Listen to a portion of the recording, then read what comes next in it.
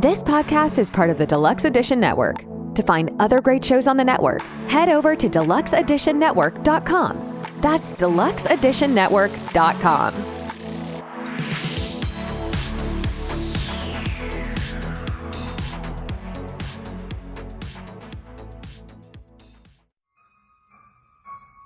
Hello, this is Igoro, host of the Igoro Show, and you are listening to the Steve and Crypto Show.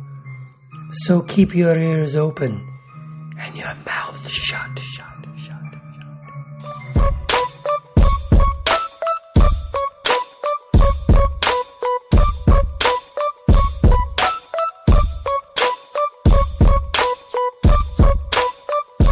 Hey, welcome to your third favorite podcast, the Steve and Crypto Show, presented by thestevestrout.com. I'm Steve.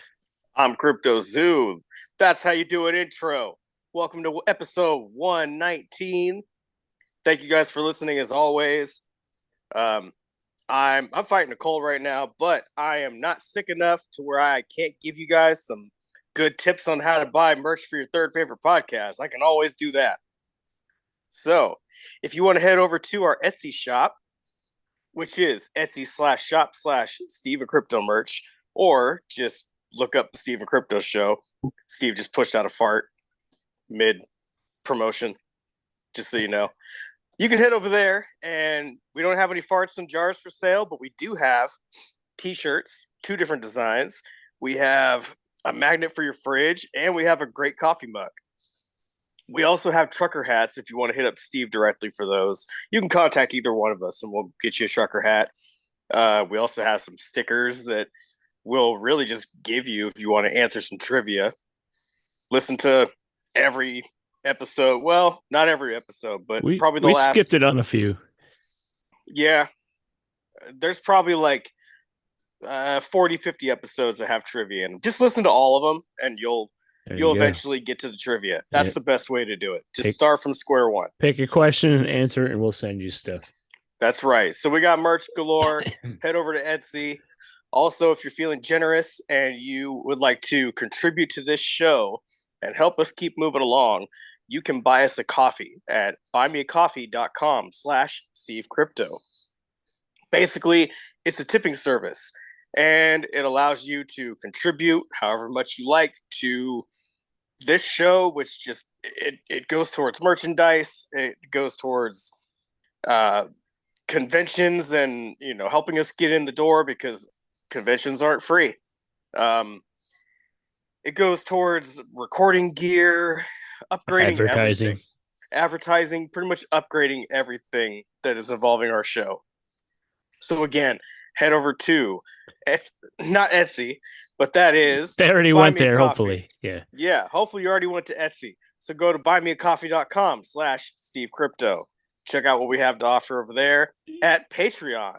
I'm just running right through them. Patreon.com/SteveCrypto, which is a way to get some bonus content, things that may or may not be related to the show. Just a little insight into what Steve and I do when we're not on the show. Just weekend adventures, unboxing videos, photos from events we've gone to, things like that. Patreon.com/SteveCrypto. Go check it out. You can do it for a pledge of as little as $1 a month. Get you access to all that stuff. And I think our next Buy Me a Coffee contributions are going to go towards buying. We should change it to buy me some NyQuil for Crypto Zoo because sounds like you might need some. I appreciate you giving me a break so I can take a drink of something. Yeah. You look like you needed to quench your palate. Yeah. I was holding the bottle up. Like, you better start talking so I can take a drink, please.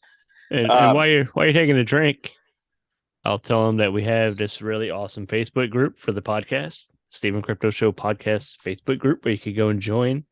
We are about 900 strong members, pushing for 1,000. When we get to 1,000, I want to send somebody some kind of a prize or something.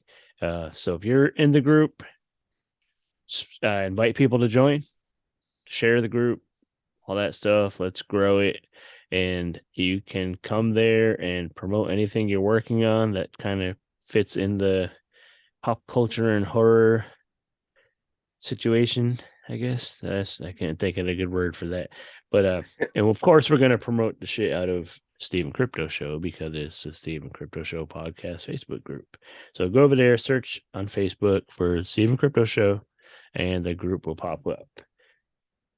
And while you're online, you might as well follow us on social media. So you can follow us at the Steve Strout, at CryptoZoo88 on Instagram and Twitter. And so, yes, join the Facebook group, follow us, pick up some merch, all the above. Stuff. We really, really appreciate you guys helping us keep this show going. All the stuff. Another way you can support us and some friends is by visiting the Deluxe Edition Network website. If you hear at the top of the show, we're part of the Deluxe Edition Network of podcasts. It is a group of independent podcasts. So it's a wide array of topics and subject matter. And there just happens to be some other horror ones, which we like. But of course, your third favorite podcast, Stephen Crypto Show, is a key member of the Deluxe Edition Network, along with 20 other shows, at least 20 shows, including the podcast for the month of June. There's 2. Every month, there's 2 podcasts in a month. This month, it's Barrel Aged Chicks. And they have a lot of movie discussion and stuff. And then Deep Dark Secrets. Sadly, I haven't listened to them yet. I'm crazy busy. But I'm hearing great things about them from other listeners and other shows. So check it out, deluxeeditionnetwork.com. Find the list of all the shows, where to find them and follow them and support them. And be sure to review them if you can. Leave a little review, which we also encourage and hope that you'll do the same for us. Whatever app you're listening on, most of them allow you to leave a review, however many stars you like. So just go ahead and do that for any podcast that you're listening to. It really helps. It sure does. On this episode of this podcast, we will be talking with a guy's a filmmaker, writer, distributor, producer, director. He's pretty much a jack of all trades in indie film and indie horror. His name is Ron Bonk. He's been at it over 30 years, and he is here to tell us a little about kind of what goes into making the films, funding the films, crowdfunding and stuff. And he's also going to tell us a little about a couple campaigns that he's working on that will be coming out in the coming months. And of course, more details will come for those. But check out our interview with Ron, and check out his company, SRS Cinema. We'll have all the links and everything in the show notes, so you can check that out. But meet Ron Bonk. Hello, patients. This is your friend, Dr. Dread. Bonky! We are from Dr. Dread Reviews. Right now, you're listening to the Steve and Crypto Show. Steve and Crypto. Back to the Steve and Crypto Show. Hey guys, we are on the Steve and Crypto Show, and we have a special guest with us. He's a filmmaker, a director, a producer, a writer. He does pretty much anything you could think of when it comes to making a movie. He does it all. He is also the man behind SRS Cinema, the distribution company that produces a ton of great indie underground horror films. We have Ron Bonk with us. He done a few movies that you might have heard of, like She Kills, has kind of been around the scene a little while. People know about that one. House Shark, which I watched recently. that was a fucking fun movie, and it's okay to curse here. We do that, but he's gonna tell us a little about himself if you're not familiar with him, and tell us about a couple really cool films he's working on that he has crowdfunding for that you guys should definitely check out and support. So let's just jump right in. Ron, tell us, give us the quick, short history or the long one. Hello, and thanks for having me on, first of all. Yes, I run SRS Cinema and a couple other production companies. Been doing this for about 31 years, or just over 31 years now. Started off just wanting to make movies, and then the distribution was basically necessary. I was shooting on analog video at the time. There wasn't really any reliable outlets for distributing them, and so it's like, okay, I'd made a instructional video that had done pretty well self-distributing, and then when I made my first movie, which is City of the Vampires, and it's not a very good movie at all, but I needed to get it out there, so ended up going full in on distribution, and since then the rest has been history. I've definitely learned a lot over the years, and more recently I've been producing stuff from afar for a long time. Started doing it back in the 90s, but have really sort of upped the slate as of more recently. There's because I'm a distributor and a producer, I can see like what the marketplace is looking for, and or what might hit well in the marketplace. So I will basically pick my projects according to that, and sometimes it might lead to a little bit of overkill in one area, but I found in this business you really got to have like the product out there fast and strike, because the trends don't last, which brings you to my two current Indiegogos, which is Winnie the Pooh Beast. As we all know, that Winnie the Pooh went into public domain a couple years ago. I remember people all, wondering who was going to make the first horror movie version of that. Obviously, we got beaten to the punch. My slate was just too full. But now that things, we have a little bit of room, we're trying to squeeze that in there. And Red Light District Shark Attack, which my girlfriend actually came up with the idea a few years ago when we were in Amsterdam. She thought it'd be funny. I thought it was a great title. We have been producing a lot of shark movies as of late, doing a bit of a rush on them. There's always demand in the States. They never seem to slow down, but they actually sell internationally as well. So, we have like a multi pointed attack there in terms of what we can do with them. And in between, we squeeze in something different. We've done some other campaigns in recent months, like Woke with Bobby Knipp, and Evan Jacobs made a movie called Mansplained with us, and Mark Polonia, who's doing the Winnie the Pooh movie. He did a movie called Yule Log, Christmas Horrors, another one that does well. Holiday horrors do well. People like to latch onto a movie that they can watch around the holidays. So that's always helpful. Okay, tell us a little about the two movies that are in Indiegogo now. Can you give us a little story? I mean, we know about Winnie the Pooh, but what kind of direction are you going with his story? Well, a lot of these projects, I usually come up with the title and the basic idea, and I pitch them to the filmmakers, these ones I do from afar, and let them kind of run with it. It could change a lot from what I pitch, or it could stay pretty close depending on, what inspires the filmmaker. So with Mark, I'm trying to think what his original, like I pitched the idea to him, and for this mutated stuffed bear that had gotten left behind in the forest, and sort of like this sinister sort of subplot about his father's rich industrialist father using the land that he used to play on for like a dumping ground for toxic waste.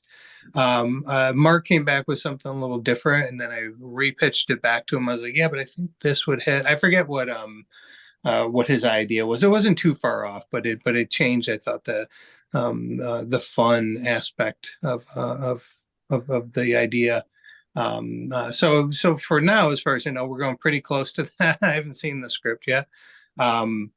As for Red Light District Shark Attack, that one I'm trying to think. I don't think I pitched too much more than almost like a log line to Cagney Larkin, who's directing that one.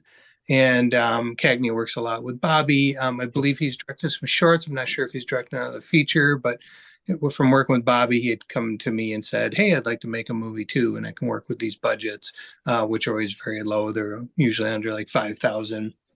And uh, he came back mostly with him with this plot on this one about this guy who wants to go out to Amsterdam and party, and comes across this like chemical drink. I'm trying to think, does he accidentally drink it or does he on purpose drink it? But anyways, for some reason he drinks it. It causes a mutation, turns into this shark creature, and of course he starts attacking the red light district. So it forces the people there, the women, the clients, whoever, to band together and resist this new monster. Sounds fun. I like it. Yeah, hopefully both can be a lot of fun. Winnie the Pooh's more kind of spoofish, but they definitely will be both funny and scary. I don't think shark movies are ever gonna go out. They're never gonna get old. There's gonna be constant shark movies. There's so many there's always a new something trending or something that you could just throw a shark, attach a shark to it, and make a shark horror movie, and it's still always going to be fun. There's a whole bunch, and new ones this summer that are some sizable budget ones. Is it Black Demon, the one that's on the oil rig? And of course Meg 2's coming. So they're Hollywood seems to be kicking it up a notch, as well as the bigger studios. So you said you kind of try to follow what's happening and not latch on to these ideas, but kind of run with what's popular at the moment. So is the shark thing timed with the Meg coming out, or is that just coincidence? That's just coincidence. I wasn't really following the production schedules of any of these shark movies. Sometimes you might look ahead at to see what's coming and see if you can make something that could come out that's similar around the same time. But with shark movies and Amityville movies, you just got to get them done and get them out there and keep hoping that you're not too late. If finally it dries up, but shark movies don't seem to be going anywhere. People love them. They're so much fun. And I think with shark movies, anytime there's any sort of shark attack in the news or anything like that, and then of course you got the Shark Week, it brings all that stuff back to the surface. I remember a couple of years ago with the other trend, Amityville, is I was working on a few movies, and I was talking to one of my sales guys, and he had basically said, I think Amityville in Space had gotten announced, and it had all this PR, and he was like, the trend's going to die right after that. And luckily I didn't listen to him, because we kept going with them, and they've been doing great. I mean, some of them done so-so, and some of them done amazing, and we're still working on a bigger deal for one of the ones that I produce that I can't divulge the details on, but hopefully it's coming to a close. So that's a trend that I keep thinking, it's got to dry up, but it's sort of like shark movies. You can do Amityville sort of anything, Yeah. Are we approaching 200 Amityville movies or something? I think Fangoria made didn't they make a category in the Chainsaw Awards for the Amityville? We had Amityville Karen was nominated. Okay. I don't know. I'm sure there's someone out there who's done a count, and I've certainly production wise have contributed, producer wise have contributed a bunch to this subgenre. People bitch and moan about too many Amityville movies or too many shark movies, but we try to make each one unique and fun. I mean, almost all the Amityville movies I've done, I think all of them have pretty much been, very much tongue in cheek. They haven't tried to be like The Conjuring or something like that. Yeah.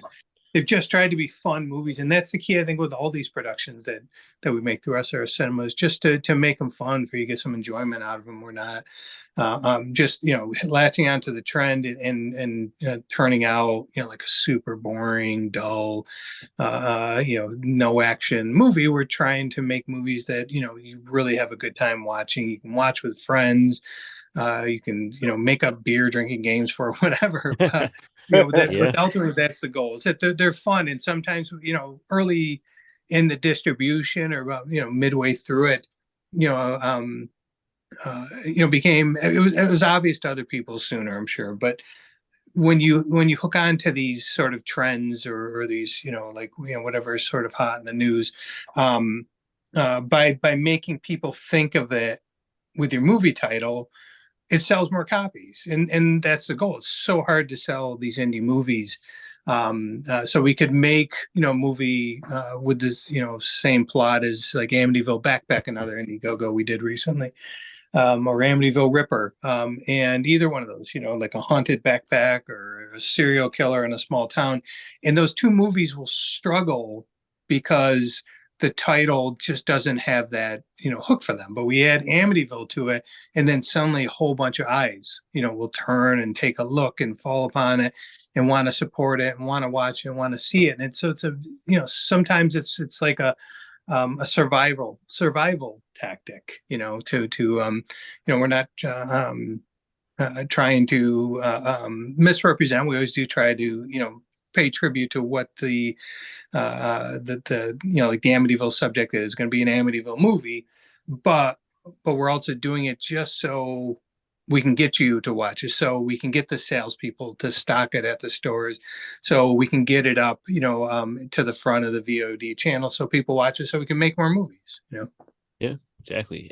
I think you made a good choice with the shark film in particular, just for the fact that creature features are popular. I've always liked creature features since I was a kid, and so I think that the shark trend is pretty much floating steady, as far as I'm concerned. So I think the shark trend will definitely outlast the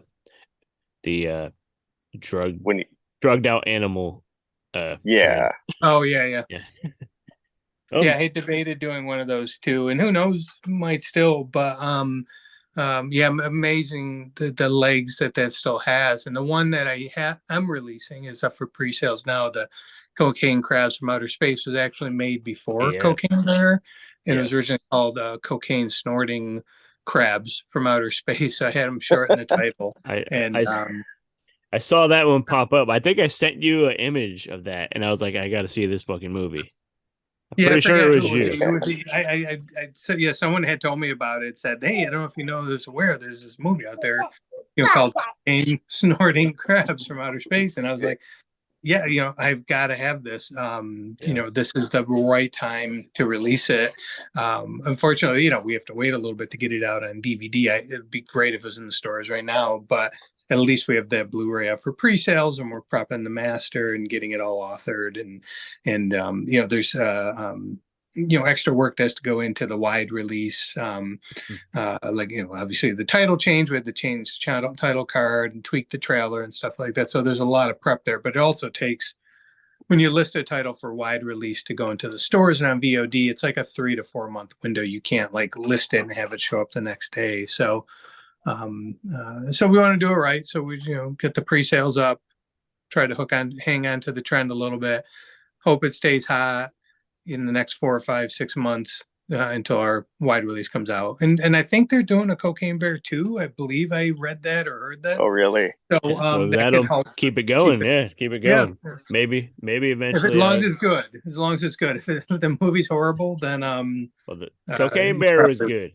Cocaine Bear. I enjoyed it too. I'm gonna have to get throw my idea around to people. My hyenas one. I was gonna ask you to I tell was that just story. like I was just telling people like should be one. Why did nobody think of hyenas? It's like in the name, and it could just be a pack of hyenas that get into some camper's like shroom stash or something, and Yeah, the you know sky's the the limit with the hyenas got drugs. that they got that like the laughing thing that are yipping that sounds like laughing. They could just be stoned on shrooms and just run Mhm. around eating people's pets and laughing about it. Just I know I was going to produce. hour of that would be awesome. I was going to have Mark make me a cocaine shark movie, and then when I pitched the idea to him, he was like, "Well, here's the thing: I made a movie called Narco Shark for Wild Eye, and they're retitling it to Cocaine Shark." So, they beat me to the punch. I debated some other way of playing off of that, and with Mark, I was like, "Oh, what else could we do? Could we title a little bit different or something?" Because Cocaine Shark was trending on Twitter at the time, and because they'd found they either found the cocaine? Yeah, I think they found a bunch of cocaine floating like in the ocean, and he actually said, what about something like cocaine crabs? And I was like, oh, I like that idea. And it was kind of sitting in the back of my head. It was I have like this long list of different titles, and it was on there. And then it was funny, whoever it was, said to me, hey, there's a movie called Cocaine and Crabs from Outer Space. I was like, wow, what are the odds? Right. I mean, is that you said it's up for pre-order. Is that through the SRS site or Yeah, SRScinema.com or SRScinemastore.com. You can grab a copy now as part of our June pre-sales here. okay. So has the filmmaking game changed? How has it changed since over the last maybe 10 years or so, and when there's the crowdfunding thing has really picked up? How has that changed, like your approach or anything?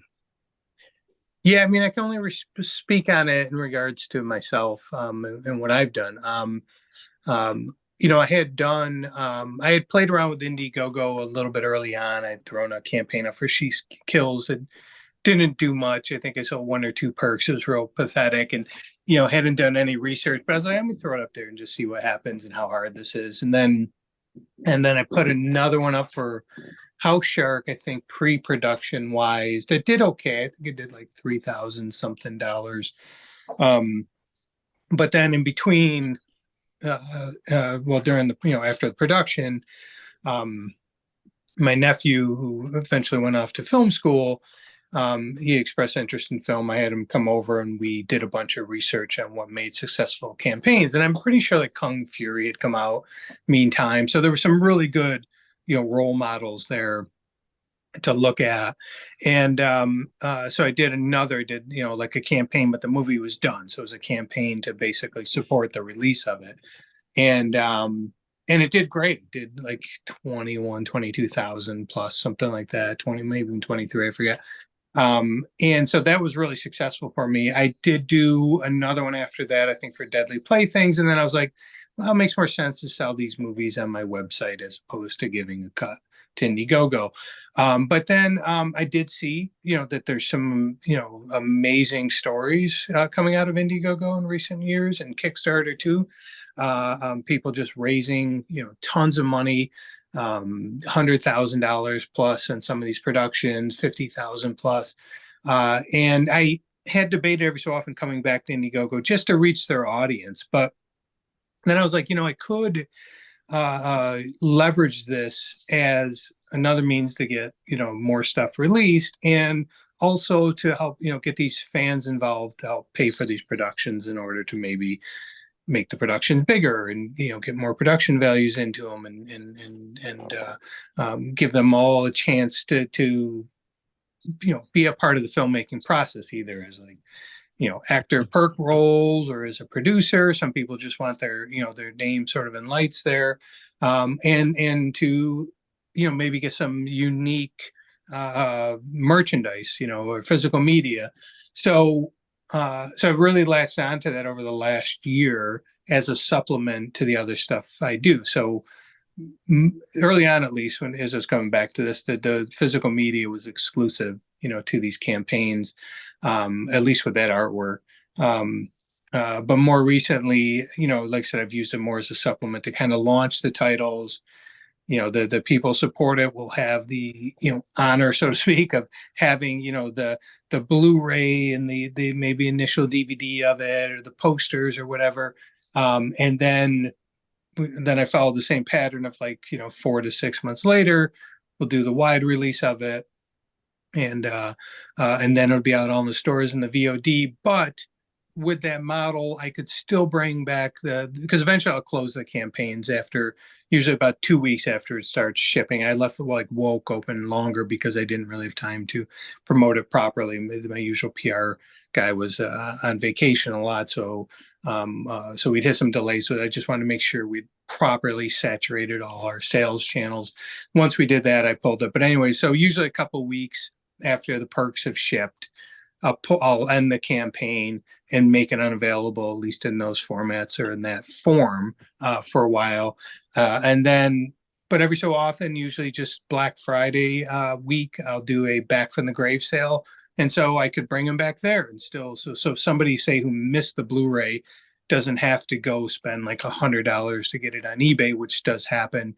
They can just catch it at a more normal price, and are back from the grave sales. And then meanwhile, like I said, everyone, the people who are fine with DVD, or fine watching it, stream it, then they've been able to catch it. So you mentioned the stores, stuff going in stores. What are some of the places your stuff ends up in? Walmart's, Best Buy. Well, we've that certainly big? been we've been on Walmart shelves, we've been on Best Buy shelves. The shelf stores is very limited nowadays.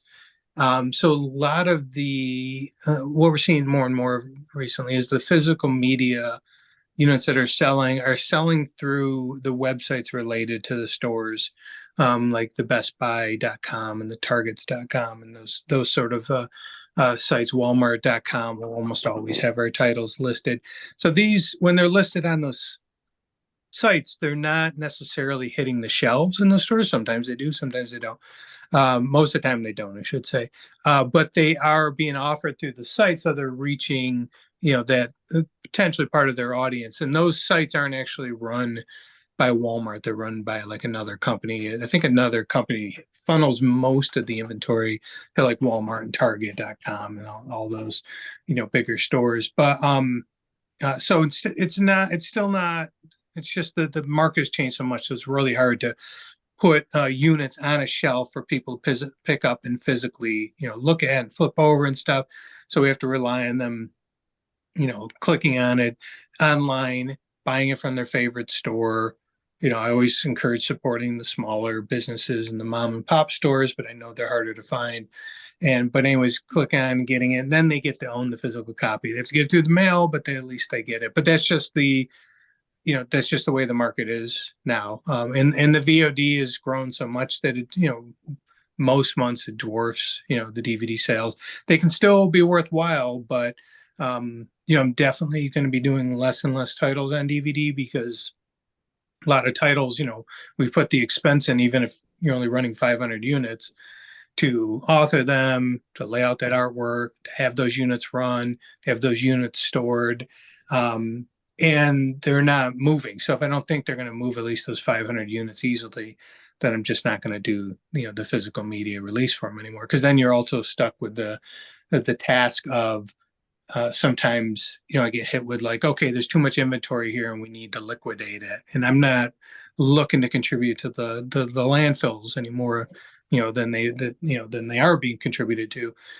So then I usually have to kind of scramble to figure out a way to sell them off, even, if it's like $1 store or something like that. So I'd rather not do that. I'd rather let's just, if we're going to release it, let's make sure it's going to sell. I feel like with the SRS titles that the people who buy them hang on to them. There's not a ton of them out there. We're talking about 500 to 3,000 units for most titles, unless it gets on Walmart, and then it could do 20 to 25,000 units. But because it's such a small number, because most of the people who are buying them know, what to expect, and they're fans of the company, that they will hang on to them, and so they get a long, life out of them, and they get passed on, to friends and loved ones, I guess you could say, and they're passed down to their kids and stuff like that. Right. So circling back to the two campaigns that are going right now, the Indiegogos, what are some of the perks you have set up? Well, it starts as small as like doing just a special thanks, where we'll thank you in the end credits, and we'll put it on IMDb under the movie. Then like a little bit above that is like the physical media. You can buy it in combo with the special thanks. About the middle range of the campaign is the low end producer perks, like associate producer, but also that's a lot of like the talent sort of perks, where you can buy a perk and have your voice in the movie, where you'll record a line that we give you. And simple, you can even do it like on your phone if you have a decent phone, and send us the line or two. Or you can donate a song if you're a musician. You can have your picture in the movie, which seems to be pretty popular. And we'll just put in the background or make it part of the plot. Beyond that, we do have the acting perk, where you appear on screen. So usually you have to shoot that in front of a green screen. That one is, a little more involved, and a little, like maybe like $50 more. And again, with all these perks, you can buy them in combo with the physical media.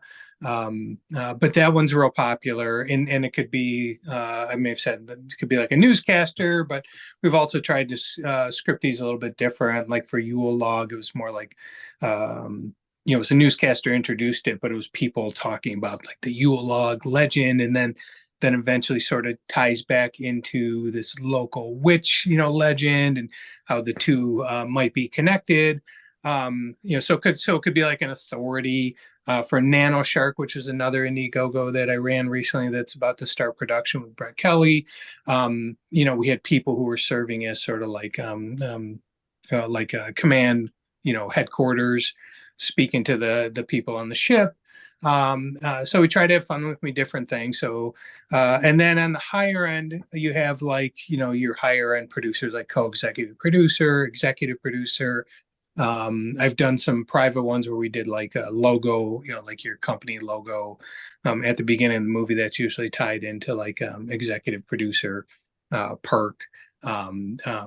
It's at least doubles the price. But that it depends on, I guess, what the people come into the campaign, how they want to be involved in terms of what they'll pick. So, right, and it's a lot of ways for people who normally don't have access to, the whole process or being in movies. Sure, yeah. It allows them to get in, and then when they are, they know their name is attached somewhere. They're more inclined to promote the shit out of it too.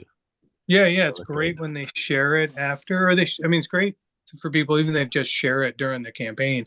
Yeah, I understand, sometimes people are tight on money, or they just don't have the money, just to share it'd be great. But when, they are involved in it, they will often share it and promote it. And, these people are honored, they're so excited to be a part of these movies, to be a producer on, or executive producer. That they'll post about it, and they'll really feel like they contributed, to getting the movie made. And they did contribute to getting the movie made, because the money that they gave us, did go towards production and did help us make it. So, right. So do you know the end dates for the Winnie the Pooh and the Shark movie campaigns? Yeah, I think, the end dates, Winnie the Pooh ends, I believe, in like 3 days. I'd have to look online to make sure, but it ends very soon. And actually, it might end tomorrow. It usually ends on a Friday. And Red Light ends in about 15 days, about 2 weeks. And then I anticipate getting the perks out for them, getting mastered, delivered late in the year. And then perks out, I think I put December for Winnie the Pooh Beast, and January for Red Light District Shark Attack.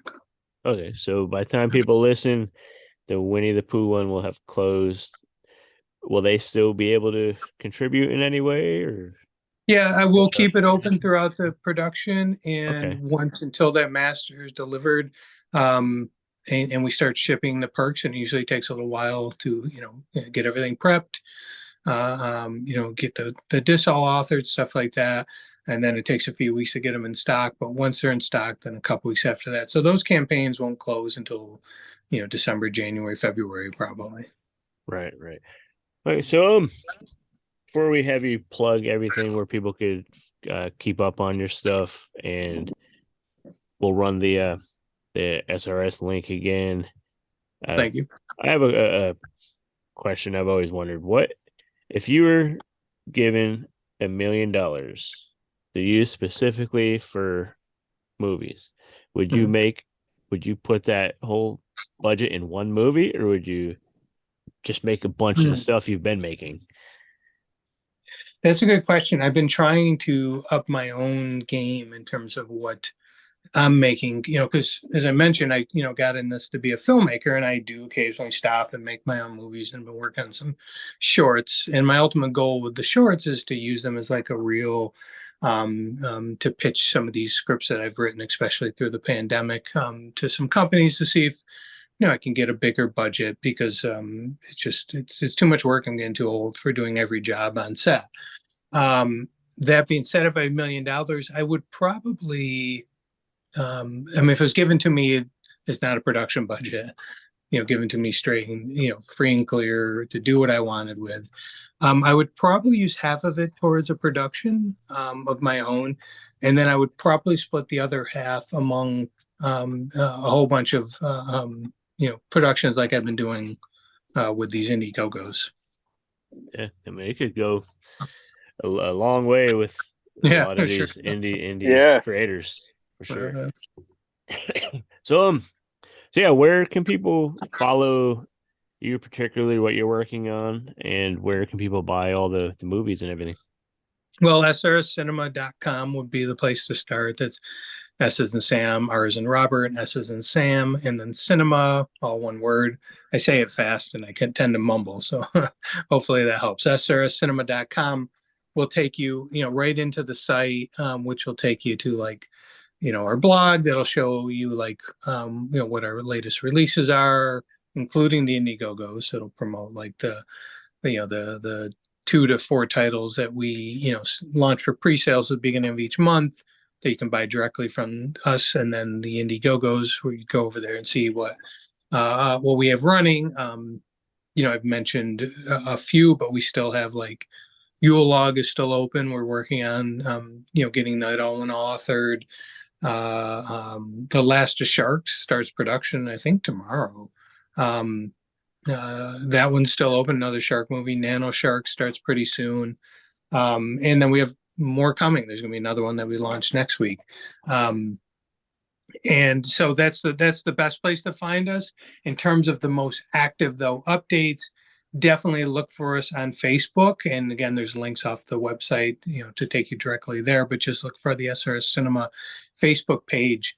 We're updating that daily, reminders about stuff, announcements about new stuff. Those are great places to just stay up with the very latest news if you want like a daily fix. Otherwise, usually checking back weekly to the site works. I also have a Patreon. It's struggling. I haven't had. It was set up directly for the shorts, but it's fun. It's where I do something like I did here with you, where we get on and once a month, and we'll answer some questions or talk about a topic. But mainly, it goes towards funding the shorts that I'm making, and then the Patreon supporters, get first peek, and so far exclusive peek at any of the shorts that I've been making.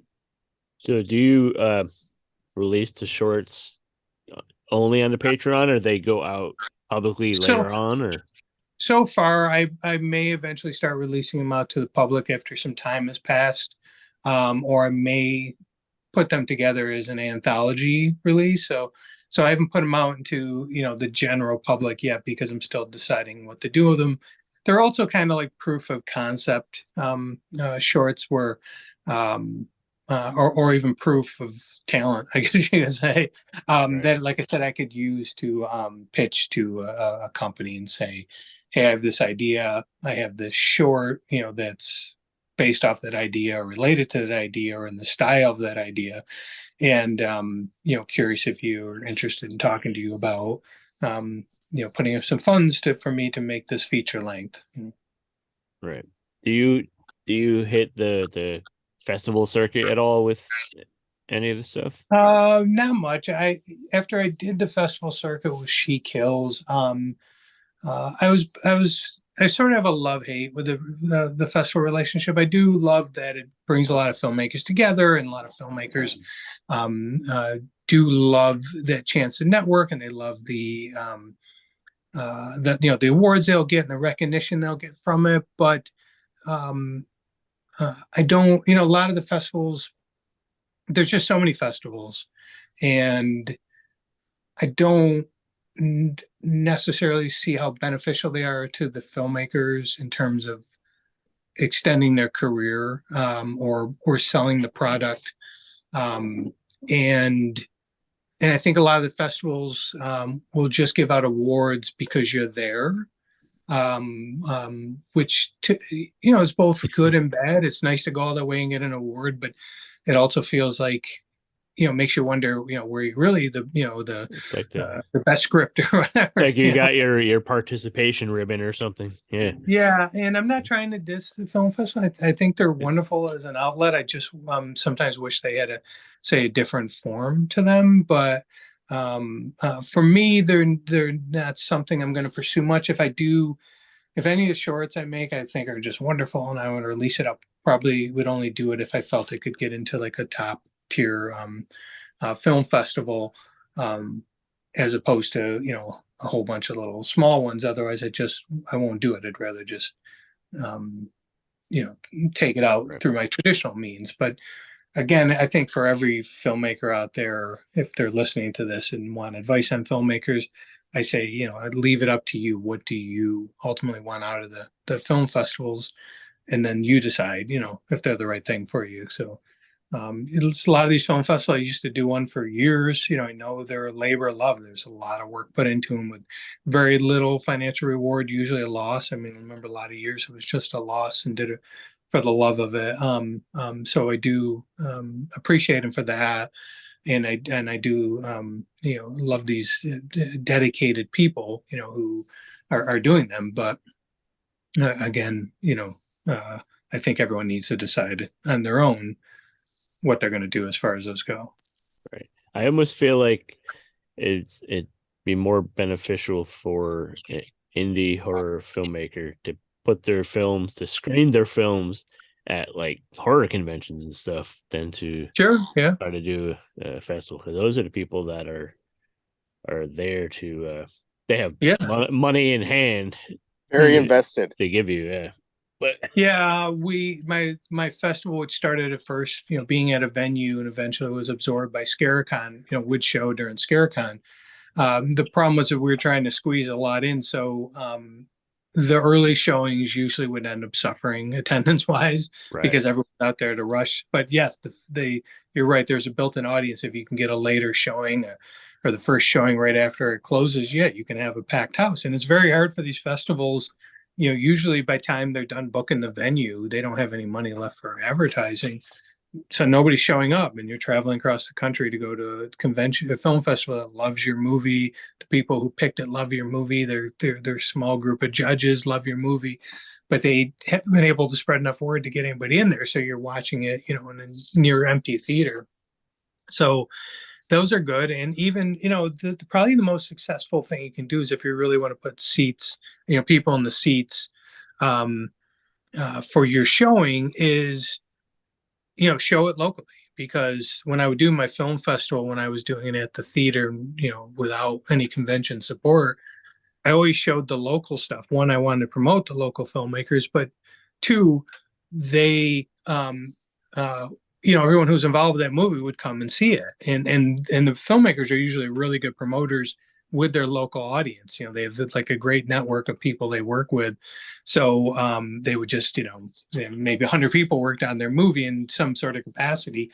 They would be emailing all of them, texting all of them, you got to show up, you got to come see it. And they would get, half, if not, near 100% of those people in. So we could pack the theater in a little bit for those showings and then hope those people would stick around and populate some of the out of state showings.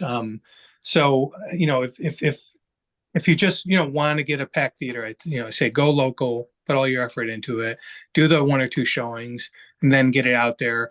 If you want to get out there and maybe network more and you don't mind the travel expenses and the film festival expenses, then maybe the wide, national or international film festival circuit is for you. Yeah. So the hustle is almost as much of an art as the art itself. Yeah. Some of these That's what it filmmakers is. know how to hustle, but it's funny that they know how to hustle their friends locally, but it's funny how it stops there. Like they don't know how to do it.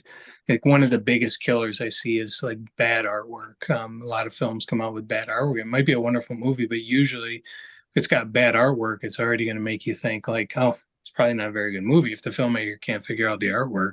Yeah. They're great at hustling. They're great at getting people involved in their productions. They're great at getting local people come attend, but they do horrible artwork and then they sort of kill, that wider chance that it has, or at least set it back for a while. Yeah, I know. I've definitely watched a lot of movies based on the artwork back in the good old days. Yeah, good artwork gets you to Oh, yeah. watch it. Doesn't it? Yeah. I learned that at the VHS stores as a kid, how many Yep. movies would be like, oh, I got to see this one. They'd have a big standee or the new poster and it looked amazing. And then you take it home and watch it and it'd be nothing like the artwork and you'd be so disappointed. Nowadays, I came to appreciate that and understand it, of course, as a distributor. And I do the same. We always try to make the artwork as strong as possible. And the goal is, again, to just, get you hooked on it. It's funny how many people, though, never heard of our company, never knew about this level of filmmaking, will pick up something because of the artwork and then become like a lifetime fan.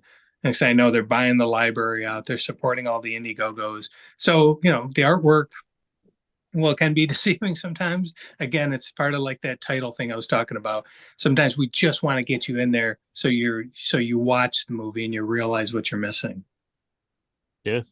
It's still a business, it's you getting your art out there, but it's still a business. That's how life works. Yep. Unfortunately, unless you're a millionaire, you can't just make these movies and then show them to your friends and put them on put them in the closet or just send them out there and let them never make money. You got a little extra something in your pocket. You should check out the Indiegogo campaigns. You'll be able to go through SRS Cinema, their website.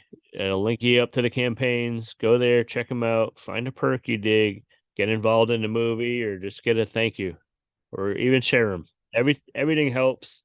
Everything does help. Everything helps. There's so many great filmmakers out there working on awesome stuff that need There sure is, that need our help to get them done. So, Ron Bonk, thank you for hanging with us for a few, and Thank you. Let's do this Thank you. again sometime.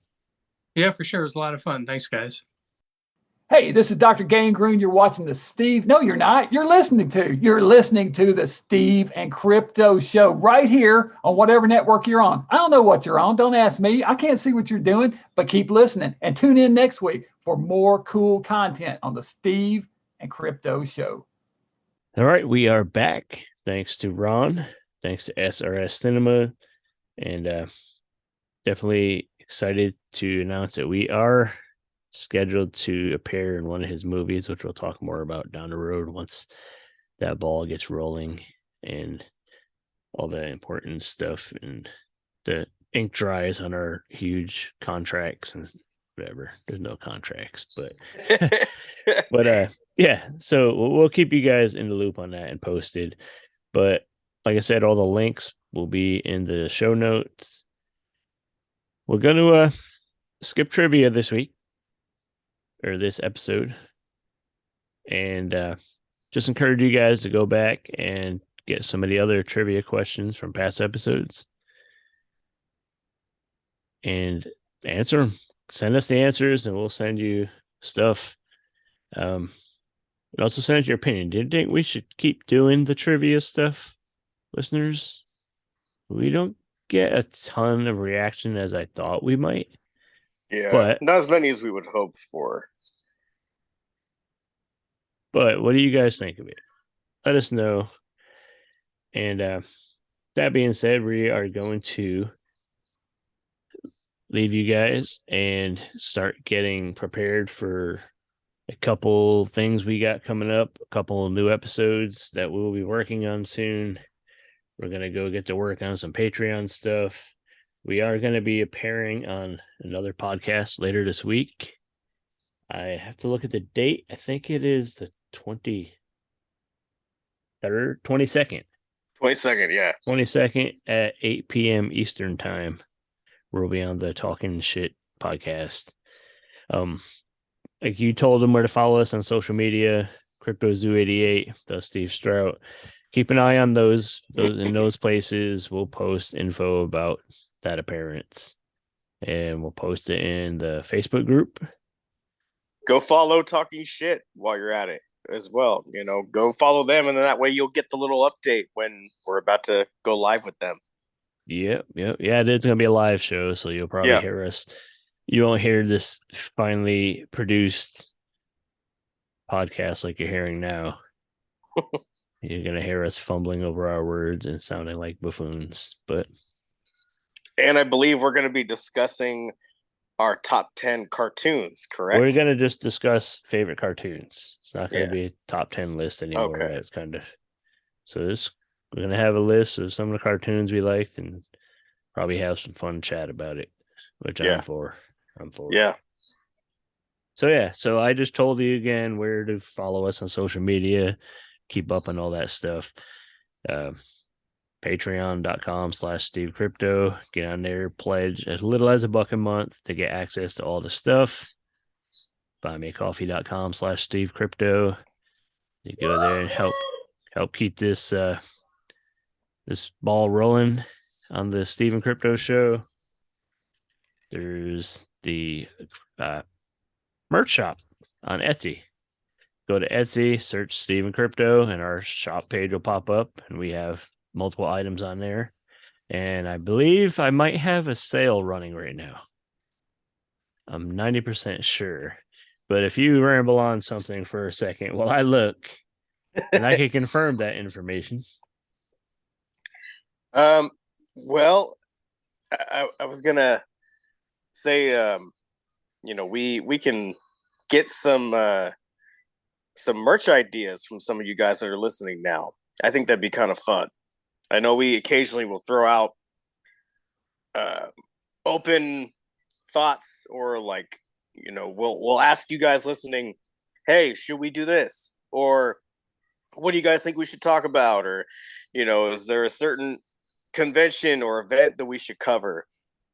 So I'm asking you guys that. Is there a certain piece of merch that you would like that, if we made a Steve Crypto lighter, if we made a patch, like patches for your vest, is that something that you'd be into?